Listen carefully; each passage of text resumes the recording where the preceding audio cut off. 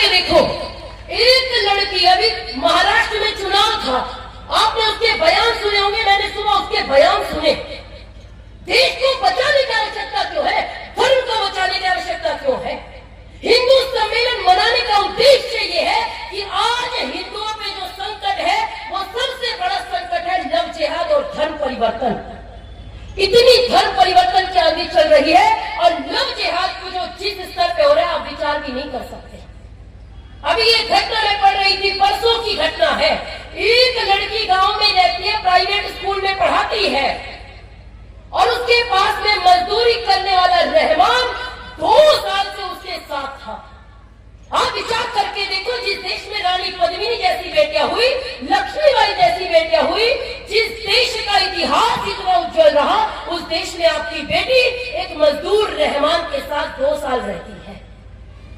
और आगे की घटना जब उसके भाई को पता चलती है, मैं तो गर्व करती हूं, हमारा हिंदू समाज इसलिए जीवित है, जब उसके भाई को पता लगा तो वो लड़की भी गायब हो गई और वो लड़का भी गायब हो गया। और जब 2 दिन बाद पकड़ में आए तो उसका एक भाई टूट गया और उसने कहा, हाँ हमने फावड़े से काट के दोनों को मंदिर के पास दबा दिया। मैं गर्व करती हूं, ऐसे भाई होने चाहिए। आप विचार करो, लेकिन अपनी बेटियों को कौन सिखाएगा? 3 भाई जो अपनी बहन के लिए, सम्मान के लिए लड़ गए, ऐसी बहनें अगर कलंक पैदा होंगी तो अपने देश को बचाएंगे कैसे, अपने धर्म को बचाएंगे कैसे?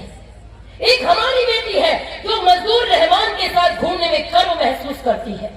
एक उनकी बेटी है, 100 नगर निगम चुनाव में 131 सीटें थी। 131 सीटों में मुमरा इलाका जो मुस्लिम बाहुल्य है, उन 25 सीटों में ओवैसी की पार्टी जीत गई है 5 सीट। कितनी सीट जी?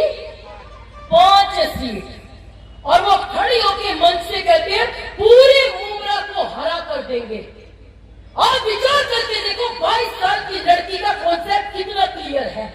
हमारी बेटियों को तो पता ही नहीं होता, एक जॉब मिल जाए, जीवन सेटल, बस यही तो उद्देश्य रह गया हमारा। अब विचार करो, जिनका चक्रवर्ती साम्राज्य रहा हो, जो हिंदू समाज पूरी दुनिया पे राज करता हो, हमारे महाभारत के युद्ध में पूरी दुनिया के लोग लड़ने आए, आज वो हिंदू समाज का एक देश भी नहीं है।